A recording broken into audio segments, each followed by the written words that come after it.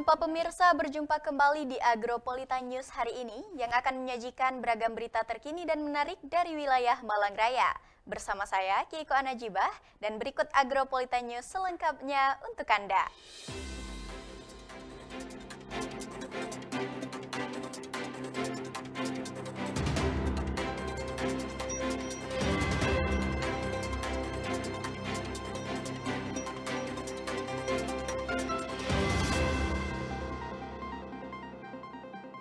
Ya pemirsa, mengawali Agropolita News edisi hari ini, berikutlah kami rangkum berita seputar Malang Raya dalam News 60 Detik.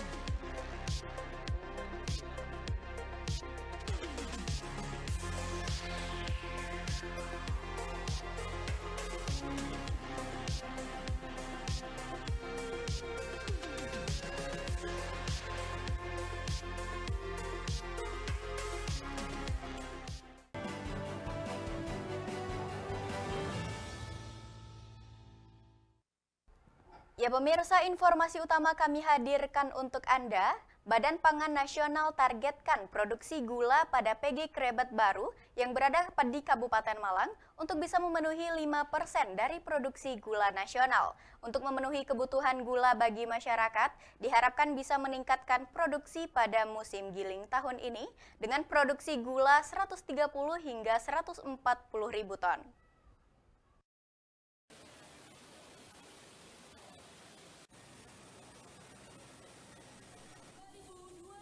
Kepala Badan Pangan Nasional atau National Food Agency Arief Prasetyo menghadiri dimulai musim giling di pabrik gula PG Krebet Baru yang berada di Pulau Lawang, Kabupaten Malang pada Jumat 5 Mei 2023. Dengan dimulainya musim giling, diharapkan tahun ini bisa meningkat produksinya dan memenuhi 5% dari total produksi nasional. Kepala Badan Pangan Nasional Arief Prasetyo menjelaskan, pabrik yang dibangun pada tahun 1906 diperkirakan mampu menghasilkan produk gula berkisar 130.000 hingga 140.000 ton pada musim giling tahun 2023 ini. Dengan terus meningkatnya produksi, diharapkan bisa mendorong program dari swasembada gula dalam beberapa tahun ke depan. Arief berharap tingkat rendemen atau pengolahan untuk mengeluarkan kandungan gula pada batang tebu diharapkan bisa meningkat lebih dari 8%. Dengan rendemen sebesar 8%, maka dari 100 kg tebu didapatkan 8 kg gula. Berdasarkan perhitungan kebutuhan gula di dalam negeri berkisar antara 3,2 juta hingga 3,4 juta ton per tahun. Sementara produksi gula di dalam negeri berada pada angka 2,6 juta ton per tahun. Untuk memenuhi kekurangan itu harus impor dari luar negeri. Hari ini kita memulai giling pertama di pabrik gula Krebet Baru. Diharapkan rendemennya bisa di atas 8. Amin. Kemudian target kita itu kurang lebih 5%, jadi kurang lebih sekitar 130 sampai 140 ribu ton ya, dari musim giling tahun 2023 ini. Mudah-mudahan gilingnya bisa panjang. Nah, kalau untuk swasembada sendiri, ya sebenarnya pemerintah itu memang harusnya mulai menyiapkan sampai dengan 700.000 hektar memang hitungannya. Dan kemarin sudah diinisiasi oleh Bapak Menteri BUMN, tentunya nanti dengan Pak Presiden ya, untuk menyiapkan bagaimana supaya kita bisa menyiapkan on farm sampai dengan off farmnya. Jadi nggak bisa sepotong-sepotong, mesti holistik, mulai dari produksinya disiapkan sampai dengan off farm itu pabriknya. Dalam kesempatan itu, General Manager PG Krebet Baru Muhammad Anis menambahkan, target yang ditetapkan untuk produksi dari tahun ke tahun memang selalu diharapkan meningkat. Pada tahun 2022, pabrik gula tersebut mampu menggiling kurang lebih sebanyak 1,8 juta ton tebu yang berasal dari wilayah Kabupaten Malang Raya. Di Krebet itu rata-rata di 5-6 bulan, mulai dari bulan Mei sampai dengan pertengahan November. Nah, berarti setelahnya itu off ya Pak ya? Ya, pemeliharaan. Kalau petani kita di wilayah binaan PG Krebet itu kurang lebih ada 18 ribuan. Untuk bisa meningkatkan produksinya, pabrik gula di bawah Badan Usaha Milik Negara PG Krebet Baru saat ini bermitra dengan 18.000 petani tebu yang berada di wilayah Malang Raya. Dari Kabupaten Malang, Max Munir, ATV melaporkan. Sementara itu pemirsa, realisasi pembangunan pos sektoral sangat dinantikan oleh Dinas Pemadam Kebakaran dan Penyelamatan Kota Batu. Tetapi melihat skala prioritas pembangunan saat ini, realisasinya masih menunggu dan melihat realisasi skala prioritas pembangunan lainnya.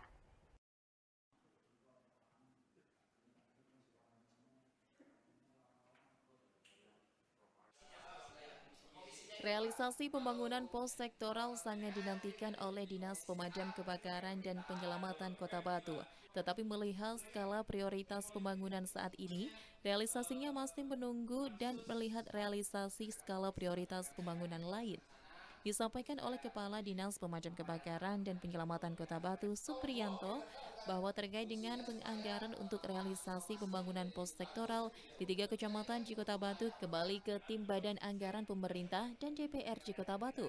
Nantinya dapat diketahui apakah kebutuhan pembangunan pos sektoral sudah masuk prioritas atau ada pembangunan yang lebih tinggi prioritasnya untuk dilakukan realisasi. Apalagi kebutuhan adanya pos sektoral di Kota Batu telah masuk ke dalam rencana pembangunan jangka menengah daerah atau RPJMD, bahkan telah termasuk dalam PSD atau proyek strategis daerah. Kemungkinan sesuai dengan skala prioritasnya, pemerintah daerah saat ini masih menunda realisasinya. Salah satu contohnya yaitu dalam kondisi wabah COVID-19 yang sebelumnya menyerang dunia, di mana semua anggaran dinas dalam pemerintahan Kota Batu dialihkan untuk penanganan wabah tersebut. Yang mana penanganan wabah COVID-19 menjadi prioritas, di mana jika terlambat penanganannya bisa berakibat fatal bagi masyarakat. Oleh karena itu, Damkar Kota Batu sendiri mengerti bahwa pemerintah daerah memiliki skala prioritas realisasi pembangunan yang harus dilaksanakan. Sudah proses mekanisme penganggaran ini kan sudah kembali lagi ke ranahnya bapak-bapak tim anggaran dan juga bapak-bapak dewan pembanggar. Apakah ini sudah masuk dalam skala prioritas atau masih ada yang lebih diprioritaskan lagi kan gitu. Tapi yang jelas kalau pertanyaannya tadi apakah ini sudah masuk ke RPJMD? Sudah, bahkan masuk ke PSD. Proyek strategis daerah itu sudah masuk. Nah, cuman karena mungkin ada yang lebih krusial, ada yang lebih prioritas, sehingga okelah ini karena masih bisa dipending atau disemayani ya, ditunda. Ya kita memprioritaskan ini dulu. Nah, contoh seperti kemarin pada saat kejadian COVID. Itu semua anggaran kan diskonas kabeh untuk penanganan COVID karena itu lebih prioritas. Kenapa kok prioritasnya ke COVID itu? Nah, karena kalau misalnya telat sedikit saja penanganannya bisa fatal kepada masyarakat, maka semuanya diarahkan ke sana anggarannya, kan gitu. Nah, ini juga gitu, bisa jadi ada prioritas yang lain, yang lebih. Kalau ini nggak segera, maka ini akan berakibat rentetannya banyak. Maka toh kejadian yang ada di sana itu tidak sesering, kan gitu. Dari Kota Batu, Abraham Patrika, ATV melaporkan. Ya pemirsa, usai jeda kami masih akan menampilkan informasi menarik lainnya seputar wilayah Malang Raya. Nantikan informasi tersebut setelah jeda pariwara yang satu ini. Tetaplah bersama kami.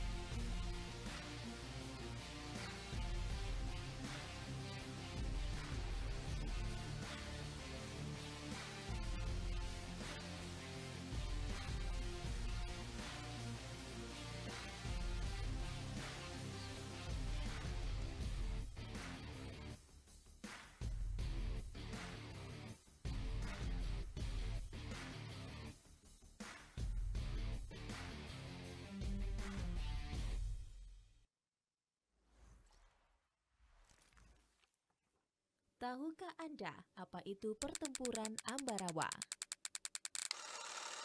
Pertempuran Ambarawa merupakan pertempuran yang dilakukan oleh pejuang Indonesia dalam melawan pasukan sekutu Inggris. Sama seperti peristiwa sebelumnya, pertempuran Ambarawa juga dilakukan untuk mempertahankan kemerdekaan Republik Indonesia. Pertempuran Ambarawa benar-benar pernah terjadi dan memiliki beberapa bukti yang jelas, sehingga dapat dikatakan jika peristiwa ini termasuk salah satu contoh dari peristiwa sebagai sejarah.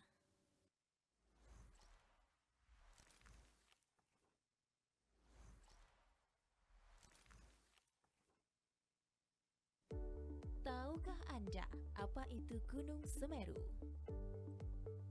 Gunung Semeru, gunung tertinggi di Indonesia, salah satunya Gunung Semeru. Semeru merupakan gunung yang memiliki tinggi mencapai 3.677 mdpl dan merupakan gunung tertinggi di Pulau Jawa. Bagian puncak tertinggi gunung ini disebut Mahameru. Sama seperti Rinjani, Semeru juga merupakan gunung yang populer di kalangan pendaki. Gunung ini masuk dalam kawasan Taman Nasional Bromo Tengger Semeru.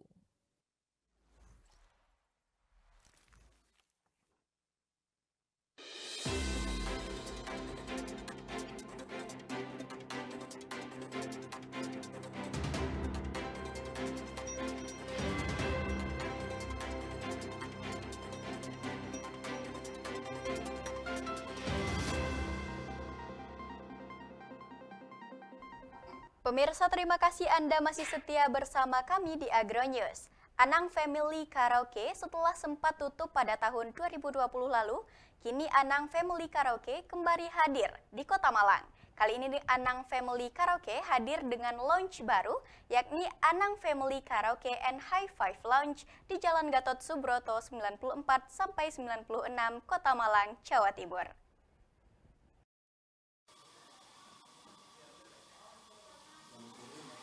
Anang Family Karaoke setelah sempat tutup pada tahun 2020 lalu, kini Anang Family Karaoke kembali hadir di Kota Malang. Kali ini Anang Family Karaoke hadir dengan launch baru, yakni Anang Family Karaoke and High Five Lounge di Jalan Gatot Subroto 94 hingga 96 Kota Malang, Jawa Timur. Kehadiran Anang Family Karaoke dan High Five Lounge kali ini mengusung konsep yang patut diacungi jempol dan bakal jadi pilot project, yakni terkait hak cipta penggunaan lagu dan pengembangan karya lagu di karaoke miliknya. Konsep ini sudah pernah diterapkan di Anang Family Karaoke sebelumnya, kemudian ada pandemi COVID-19 sehingga terhenti, Dengan penerapan konsep ini, maka musisi atau pencipta lagu dapat royalti, pemerintah dapat pemasukan pajak, dan pebisnis jalan aman. High Five Lounge merupakan bagian dari Anang Family Karaoke. Secara presisi akan menerapkan penarikan royalti terhadap setiap lagu yang dinyanyikan di tempat karaoke tersebut. Setiap lagu yang dinyanyikan secara otomatis akan terhubung sistem penarikan royalti bagi pencipta lagu, sebagaimana amanat Undang-Undang Nomor 28 Tahun 2014 tentang Hak Cipta. Konsep ini diinisiasi oleh Anang Hermansyah ketika duduk di kursi Parlemen Komisi 10 DPR RI periode 1 Oktober 2014 hingga 30 September 2019.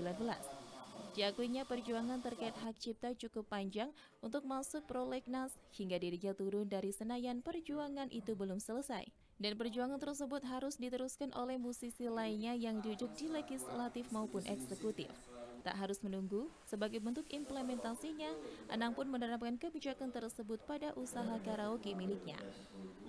Dengan teman-teman yang ada di Malang sekarang, sudah waktunya saya siapkan etalase baru. Silakan kalian bikin musik tentang lagu yang kalian suka, kirim ke sini. Nanti kita akan siapkan bagaimana cara uploadnya. Nanti cuma syaratnya memang saya mensyaratkan harus tersertifikasi. Karena ini pekerjaan profesional. Bukan orang yang iseng baru kemarin belajar main keyboard, bikin musik. Bukan.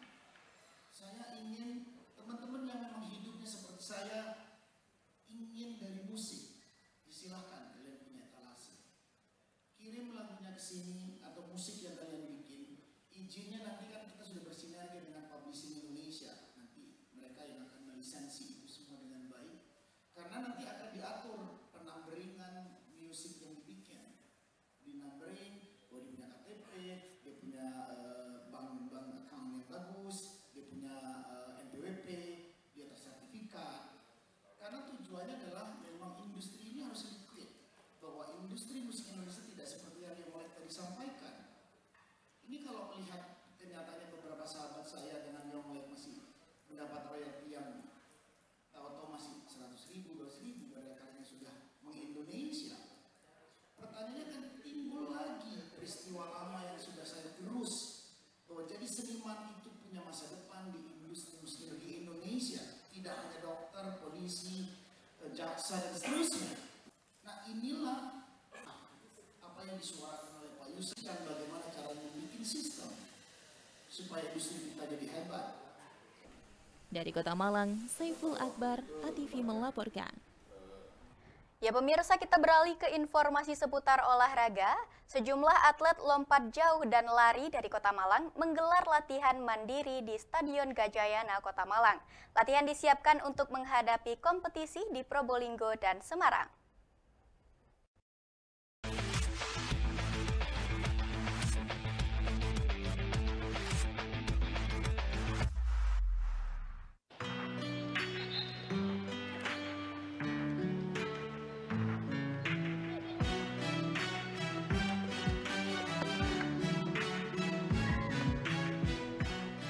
Sejumlah atlet lompat jauh dan lari Kota Malang menggelar latihan mandiri di Stadion Gajayana, Kota Malang. Latihan disiapkan untuk menghadapi kompetisi di Probolinggo dan Semarang. Latihan bertempat di Kompleks Stadion Gajayana, Kota Malang oleh sejumlah atlet lompat jauh terbaik Kota Malang. Latihan tertumpu pada raihan jarak terjauh oleh masing-masing atlet. Sementara untuk olahraga lari, pada tahap basic latihan, pelatih menitik beratkan pada raihan catatan terbaik masing-masing atlet. Pemain harus bisa selalu mengalahkan raihan catatan waktunya sendiri agar bisa selalu top performa. Secara evaluasi, para atlet menunjukkan hasil yang positif sesuai dengan harapan pelatih. Hal ini menjadi modal yang bagus untuk kompetisi terdekat yang bertempat di Probolinggo dan Semarang. Hal ini untuk persiapan paling dekat kejuaraannya ada Probolinggo sama Semarang. Tapi untuk selanjutnya pasti untuk disiapkan ke Porkovnya. Kalau ini kan masih latihan, jadi anak-anak masih difokuskan untuk jarak terjauh untuk lompatnya, terus untuk larinya catatan terbaiknya aja. Evaluasinya sudah bagus sih Mas, untuk tes-tesnya anak-anak sudah memasuki data-data untuk Porkovnya, sudah memasuki poin-poin yang dilimitkan untuk kejuaraan Porkov tersebut. Kan setiap lari ada limitnya sendiri, setiap lompat lompatan ada limitnya tersendiri. Dan anak-anak yang masuk itu sudah hampir 20 anak yang sudah masuk ke tim Porprov. Insya Allah bisa berangkat semua.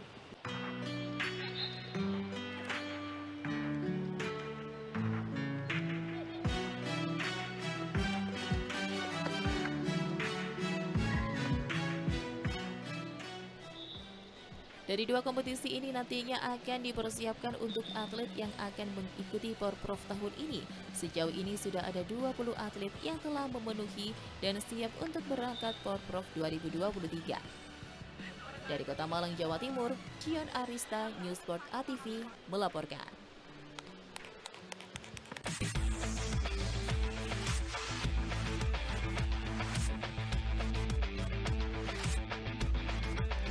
Ya pemirsa, jangan beranjak dari tempat duduk Anda karena Agropolitan News akan segera kembali setelah jeda iklan yang satu ini. Jangan kemana-mana.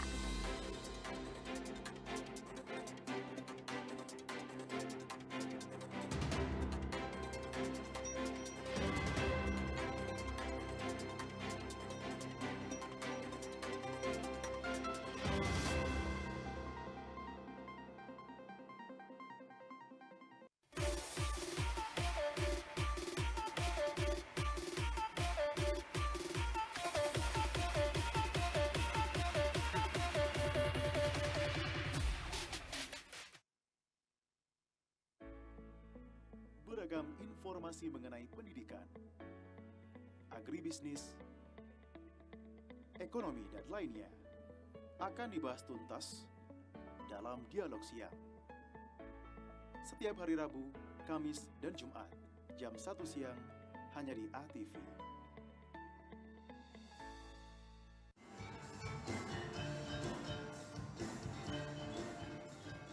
Selendang Sari, seni pertunjukan, dangdut, dan campur sari. Setiap hari Selasa, jam 7:30 malam, live hanya di ATV. Selendang Sari,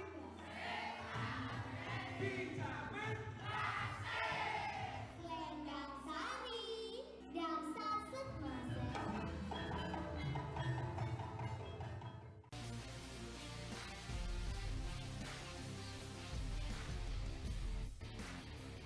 Salam olahraga. Berita olahraga terupdate semua terangkum di sini. News Sport setiap hari Minggu hanya di ATV.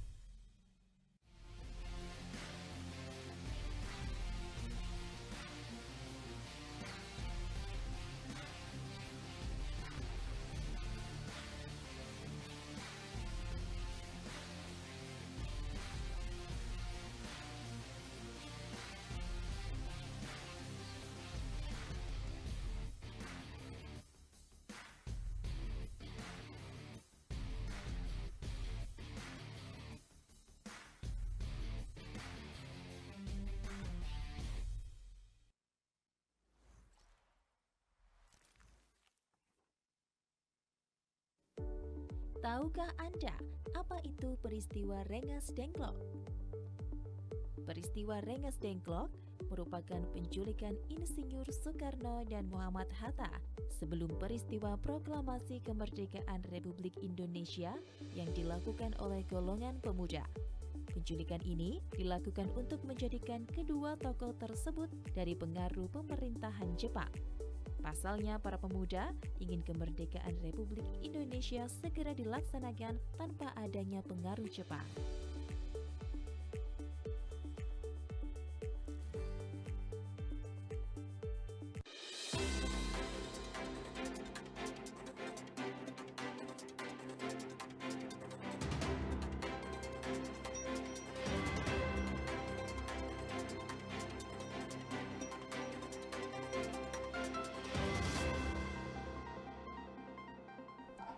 Agronews kembali hadir pemirsa, kali ini dengan berita terkait gamelan Sari Raras. Kelompok Gamelan Jawa University of California, Berkeley mengadakan pementasan wayang kulit, menampilkan musisi tamu dan dalang dari Indonesia. Bersama anggota gamelan, mereka menampilkan pentas wayang kulit berjudul Perjalanan Cinta, Rama, dan Sinta. Hari masih sore, namun gedung Hertz Hall di University of California, Berkeley atau UC Berkeley sudah dipenuhi penonton yang ingin menyaksikan pertunjukan wayang kulit. Pementasan diiringi kelompok gamelan Sari Raras yang berbasis di universitas ini dan telah berdiri selama 45 tahun. Berbeda dengan di Indonesia, pertunjukan wayang kulit yang biasanya dapat mencapai 8 jam, sore ini dipadatkan menjadi 1,5 jam. Seperti dijelaskan Midianto, dosen karawitan di UC Berkeley yang juga pendiri gamelan Sari Raras. Ini kontemporer gaya perguruan tinggi, gaya institusi Solo. Jadi wah jauh sekali. Itu 1,5 jam musikalnya terus, ceritanya terus, kita tidak berhenti.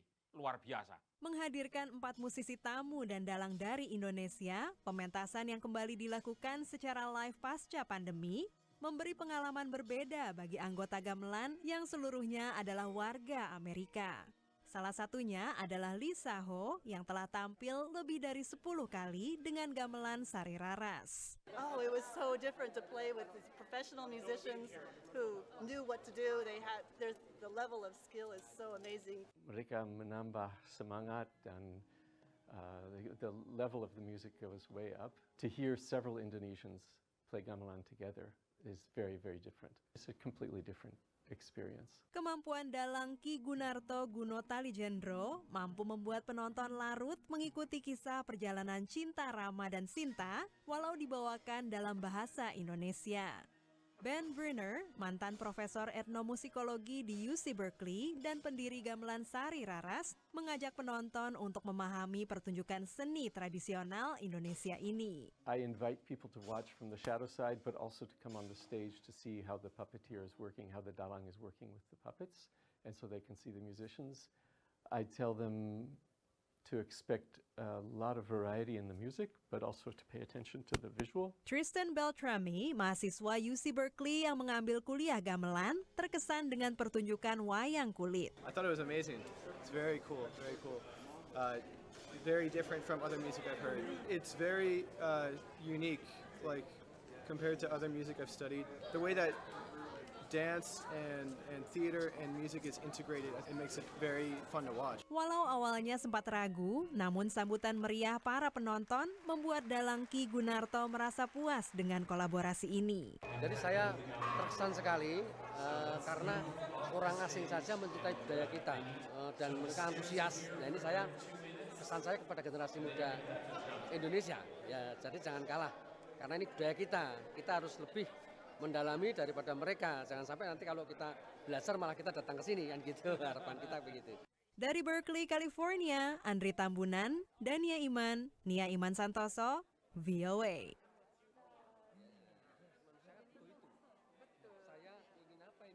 Ya pemirsa, beredar pada media sosial Facebook sebuah unggahan video dengan narasi yang mengklaim bahwa pihak istana mendesak agar Menteri Komunikasi dan Informatika Johnny G. Plate dieksekusi karena telah merugikan negara sebesar 10 triliun. Akun tersebut membagikan sebuah video berdurasi 11 menit 23 detik pada 22 Maret 2023. Benarkah informasi tersebut? Berikut tim News Apa Iya mengemas fakta di balik berita dari sumber rilis Dirjen Aplikasi Informatika Kemenkominfo RI.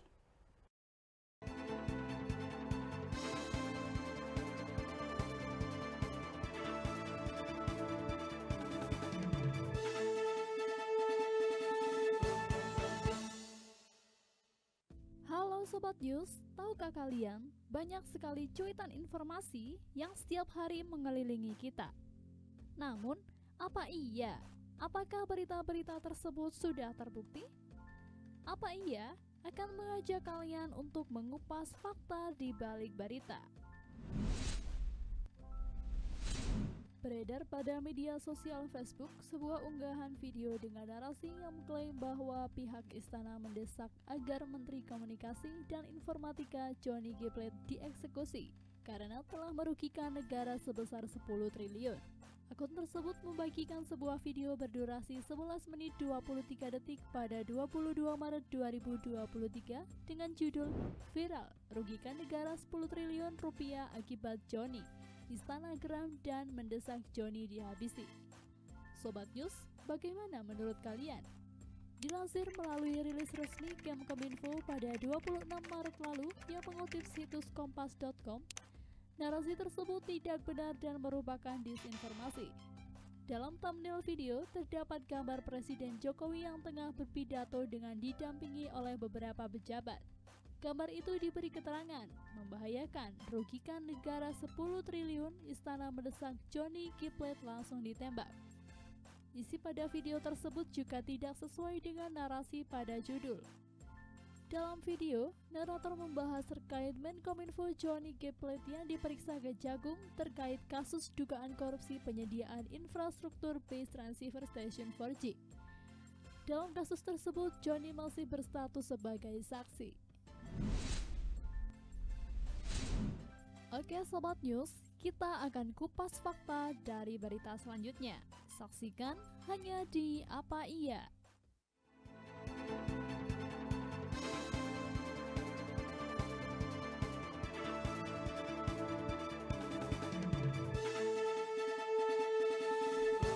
Dan pemirsa, berikut kami tampilkan perakiraan cuaca untuk wilayah Malang Raya 6 Mei 2023 dari Badan Meteorologi, Klimatologi, dan Geofisika BMKG Stasiun Klimatologi Kelas 2 Malang.